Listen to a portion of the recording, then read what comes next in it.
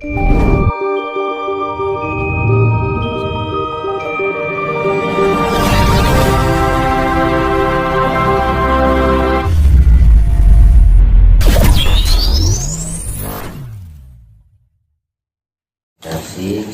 pagi, Rahayu, Om Swastiastu.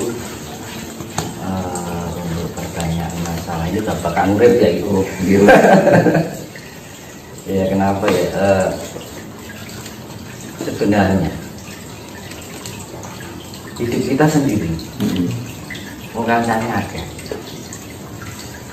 Sebenarnya hidup kita tuh sendiri, cuma temannya banyak. Ya. Misalkan ini. Kita hidup satu rumah, ya. Punya nasib berbeda-beda, ya. Apa nek wong, ayo untuk rezeki bareng-bareng kan gak mungkin. Anak wong jenenge wong mati kencan rono, iya. Pasti kan sendiri-sendiri, ya kan. Menungso ini nang ngendi, kebetulan iso ana ing ngasane Gusti. Ya, jadi kita juga diberikan hak untuk berusaha. Dan untuk siapa yang kita? Jangan dalam arti berserah berpasrah itu dalam arti kita tidak melakukan apa-apa. Kita juga melakukan apa-apa dalam arti apapun yang akan terjadi kita serahkan pada Sang Maha Pencipta. Ya kan? Buat tujuannya apa hidup ini sebenarnya? Untuk pengabdian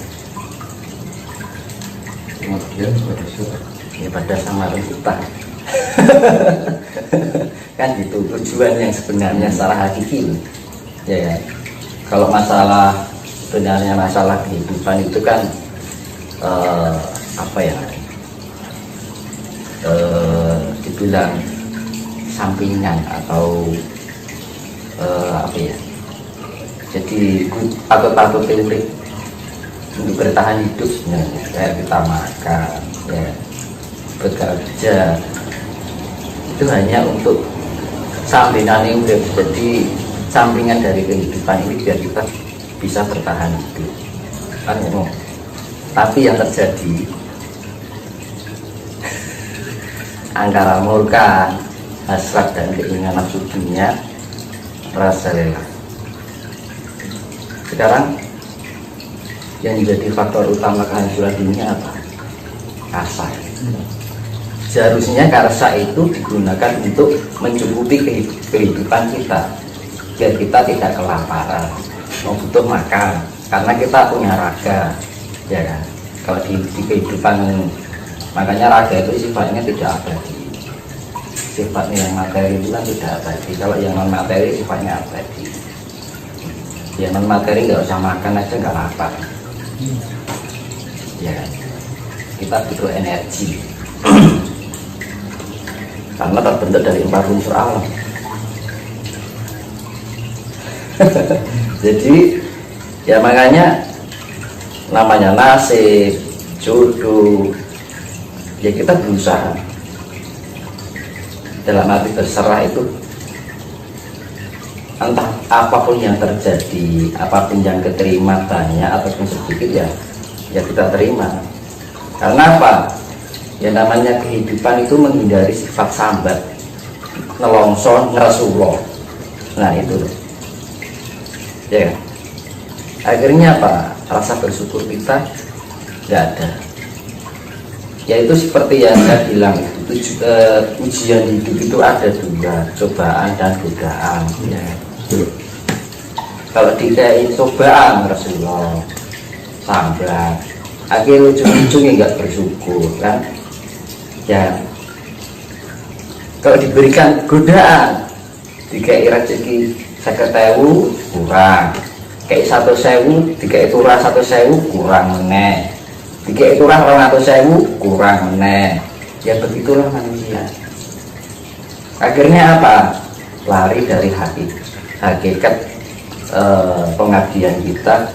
Kenapa kita kehidupan di sini ini kan gitu.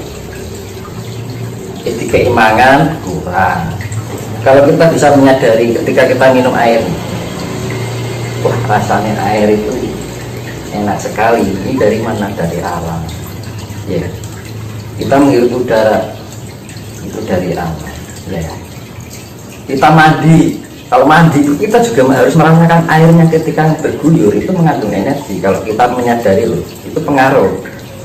Jangan asal mandi biur itu. Ketika kita mandi kita rasakan air itu telah mencuri tubuh kita.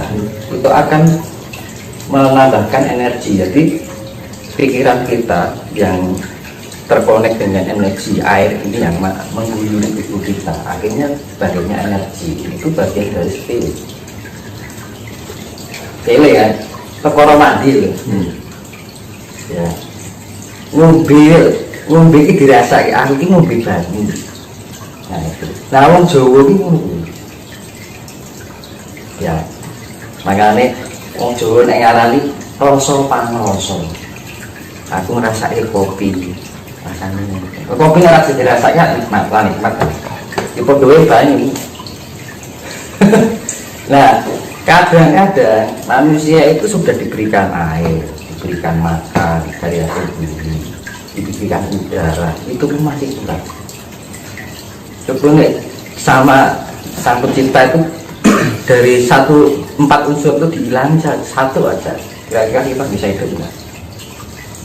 Ya, lalu kan alam itu alam itu umpama bisa berbicara, ibaratnya ini aku menyampaikan bahasa alam, podo ndang sadar, podo ndang elingno kan, mumpung kebacut, karena apa? Keadaan alam, vibrasi alam yang ya manusia anaknya dulu seneng ya. Tapi nanti akan jadi suatu penyesalan kalau kita nggak segera membangkitkan diri kita untuk mencapai tingkat kesadaran diri kita. Sepele kita minum air itu bagian tingkat kesadaran diri, kita menghirup air itu bagian tingkat kesadaran diri. Mandi pun kita dengan air kita rasakan. Ya, sepele loh. Dan itu hal yang sering dilalaikan oleh manusia. Babakan adus mandi. Iya kan? Apa pernah adus? Pokoknya biu kita nggak merasakan. Kita kok bisa menjadi bersih ini karena air.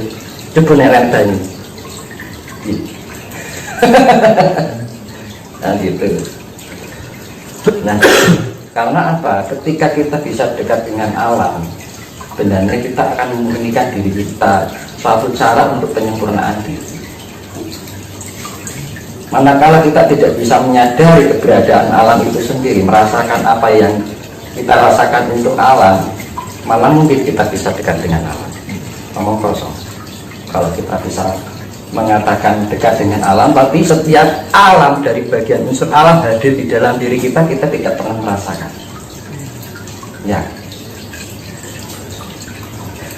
kan hal sepele itu, hal sepele yang seringkali kita lakukan dalam kehidupan sehari-hari, gitu ya. Kadang mau saya makan aja telap, ya tuh rakelingan tiap ini mangan karopo kan, ini kau ngerti kan, mikirnya duit kan gitu orang sekarang, gitu. Sing di berarti ini patuto sing diminta lopo itu saya gak menurut, ya kan. Nah kadang-kadang manusia itu kehilangan itu. Ngomong alam harus ngomongin mungkin. Kalau kita sudah menyatu dengan alam, kita merasakan apa yang alam rasakan. Hukum juga balik itu aja. Enggak, ketika kita dekat dengan alam, baratnya pahit dan sakitnya alam, kita juga ikut merasakan. Alam ini berbicara apa? Kita juga ini berbicara seperti apa yang harusnya alam bicarakan, cuman kan alam berbicaranya dengan bahasa kejadian dan kisah kan. Ya cuman kadang-kadang itu lah kok dikei banyu kelingnya, dikasih ujian bencana orang nggak inget kok gitu loh. Kan sepele. Iya kan? Kita minum dengan air, mandi dengan air aja nggak kita sadari, apalagi bencana. kita kembali ke tema awal tentang kehidupan. Kadang banyak kita jumpai dalam kehidupan sehari-hari. Banyak orang yang berpikir bahwa terus pasrah mas harus kosong. Nah, bagaimana Mas menyikapi dengan sikap tersebut? Hidup ini berproses, ya. Ibaratnya gini, main proses dan produce proses kan gitu kan. Jadi yaitu tadi saya seperti bilang, manusia berhak untuk berusaha, Tuhan yang menentukan, ya kan. Dan tergantung apa yang kita berikan, alam itu akan memberikan apa yang kita berikan. Saya ulangi lagi ya, alam akan memberikan apa yang telah kita berikan padanya. Jadi AWD yang kita berikan apa? Kasih sayang. Lalu ini kasih semuanya tuh, iya kan? Kita menyadari keberadaan alam ketika kita mandi. Karena apa? Punya rasa kasih dengan air. Karena air itu pun juga mengasihi kita. Keluar dari perut bumi melalui sumber air, ya kan? Diulangi banyak adu-adu tekan bisa lemah. Gampang kan ngono. Ya, kita tinggal menancapkan sekarang, zaman sekarang kita tinggal menancapkan tabung aja udah keluar air. Tuhan itu pakai mahal murahkan, kurang mau kan. Ini yang diberi itu tidak enak. Apa kelingan? Kita bikin sumur nih, ya. Apakah pernah kita mengagungkan kuasa Tuhan? Itu luar biasa. Ya. Kuwi wae lali kan, menungso iki dunung lali liputan apes, ya kan. Nah, kalau nggak lupa, kalau nggak ya apes, itu menungso. Makanya fungsinya kita meningkatkan tingkat kesadaran diri kita, biar kita mawas diri. Ya, fungsinya mawas diri kan gitu. Mawas diri itu ibaratnya itu kita merasakan atau merumansani keberadaan alam itu sendiri. Jadi kan manusia sekarang itu inginnya instan, nggak mau berproses. Nah, karena apa? Berprosesnya hanya dilarikan atau diarahkan pada hal yang sifatnya keduniawian. Ya. Tapi untuk hal yang sifatnya pada ketuhanan, kayaknya itu sesuatu hal yang aneh buat orang sekarang untuk mengenal Tuhan. Kan lucu kan? Sama aja kan kita sudah melupakan asal usul kita. Ya. Kalau kita berbicara tentang penyatuan dengan alam, manusia jika mau hidupnya selamat itu harus bisa menyatu dengan alam. Seberapa besar efek bagi manusia jika manusia tersebut melupakan dan bahkan tidak menyatu dengan alam? Itu tadi seperti yang saya bilang dulu, ya kan? Ibarat ini sepeda pancal, ontel itu, ini ada capnya ya, iya kan? Ketika dia berjalan di lelumpuran, kan kotor nih, ya kan? Lah, cat ini kan juga termasuk bagian dari luar dari rangka sepeda, ya, tapi kan sudah melekat, ya kan? Iya. Dan yang kotoran yang sisa-sisa lelumpuran ini, kalau kena air pasti hilang lah. Tapi catnya kan enggak, karena apa? Catnya sudah melekat pada rangka sepeda.